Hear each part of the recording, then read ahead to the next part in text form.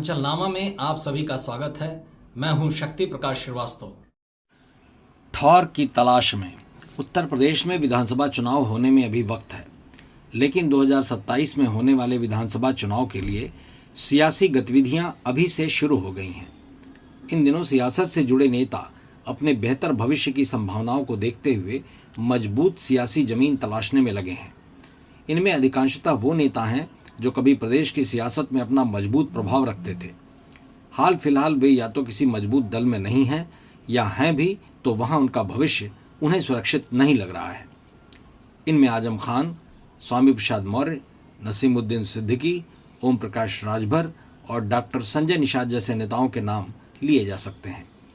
बात मोहम्मद आजम खान से शुरू करें तो आजम समाजवादी पार्टी के संस्थापक सदस्य रहे हैं, लेकिन मौजूदा समय में योगी सरकार के निशाने पर होने की वजह से परेशान हैं। लगातार किसी न किसी वजह से जेल में बने हुए हैं। 80 के दशक से रामपुर की राजनीति में वे स्थापित नवाब परिवार को चुनौती देते हुए रामपुर के लिए बाद में अपराजेय हो गए थे, लेकिन इनका यह सियासी किला यूपी में बीजेपी की सरकार बनते ही दरकने लगी। 2019 के लोकसभा चुनाव में रामपुर से जीतने के बाद आजम खान पर चुनौतियां गहराने लगीं। लगातार जेल में रहने, मुकदमों से घिरे रहने और पार्टी से बढ़ती दूरी के कारण उनकी सियासी पकड़ अब ढीली पड़ गई। लिहाजा उन्हें अब विश्वसनीय सियासी ठौर की तलाश है। दूसरे नेता स्वामी प्रसाद मौर्य हैं। इनकी सियासी पहचान बहुजन समाज पार्टी ने दिया। बीएसपी सुप्रीमो मायावती के नज़दीकियों में शुमार स्वामी प्रसाद मौर्य बीएसपी सरकार में कैबिनेट मंत्री रहे। बाद में बीजेपी में आ गए, यहाँ भी सरकार में मंत्री बने।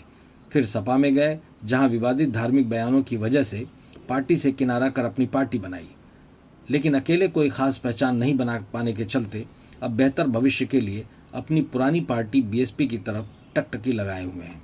उनकी बेटी संघमित्रा मौर्य, जो बीजेपी की सांसद रह चुकी हैं, लेकिन अपने पिता का साथ देने के चलते पिछली बार टिकट से वंचित रह गई थी, उनके भी बीएसपी में जाने की संभावना लग रही है। नसीमुद्दीन सिद्दीकी की पहचान एक बड़े मुस्लिम चेहरे के रूप में रही है। अपनी इन्हीं पहचान के चलते 90 के दशक में वे बीएसपी के बड़े मुस्लिम चेहरा बन गए थे। मायावती से अपने रिश्ते भूल बाद में वे कांग्रेस में शामिल हो गए। इसके बाद उनका प्रभाव लगातार कम होता चला गया। अब एक बार फिर उनकी बीएसपी में वापसी की चर्चा हो रही है। सुहेलदेव भारतीय समाज पार्टी के मुखिया व राज्य सरकार में मंत्री ओम प्रकाश राजभर 2022 चुनाव से पहले सपा में चले गए थे, लेकिन चुनाव में मिली हार के बाद वापस बीजेपी के नजदीक आ गए।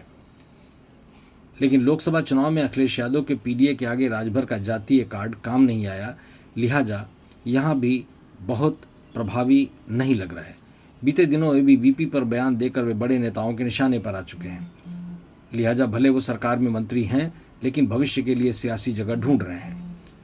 इसी तरह योगी आदित्यनाथ सरकार में दूसरे मंत्री और निषाद पार्टी के मुखिया डॉक्टर संजय निषाद हैं। खुद को एनडीए का विश्वसनीय सहयोगी करार देने के बाद भी पिछले दिनों से लगातार सार्वजनिक मंच से बीजेपी के खिलाफ बयानबाजी करते दिख रहे हैं। मतदाताओं पर पकड़ का आलम यह है कि बीते लोकसभा चुनाव में संत कबीर नगर सीट से बेटे प्रवीण निषाद भी चुनाव हार गए। ऐसे में उन्हें भी एक नए ठौर ठिकाने की तलाश लग रही है। मतलब की बात में आज बस इतना ही। कल फिर मुलाकात होगी इसी समय, इसी चैनल पर। तब तक के लिए नमस्कार।